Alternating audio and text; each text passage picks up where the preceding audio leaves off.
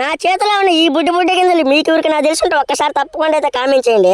Hi friends, మా బాబు ఇప్పటి నుంచే చిర్రా గింజలు చల్లాలంటున్నాడు. అది ఎలా చల్తాడు ఈ రోజు చూద్దాం రండి. ఇంక ముందుగా నీట్ గా దున్ని పెట్టుకున్న ఒక కైని అయితే ఎగుడు దిగుడిగా ఉండే తలకి దాన్ని అయితే సదర పెట్టుకున్నాము.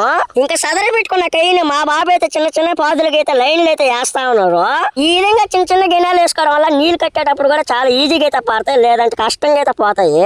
ఇంకా మా బాబు వచ్చేసి కై చుట్టూరు అయితే ఈ విధంగా అయితే కంచెట నాటుకున్నాడు, పశువులు ఏమైనా పడుకుంటా ఉంటాయి అనేసి. మనం ఎక్కడికి వెళ్ళినా కూడా ఒక క్షణం కూడా అయితే గుట్టుకోవడం. నేను చేసిన పనికి అయితే నేను మా బాబు అయితే ముద్దగా తడిసిపోయాము. ఇందాక చూపించిన చిర్రా గింజలు అయితే మా బాబు అయితే ఒక బకెట్ లో పోసుకుని ఎలా చల్లుతున్నాడు చూడండి ఒక్కసారి మీరే.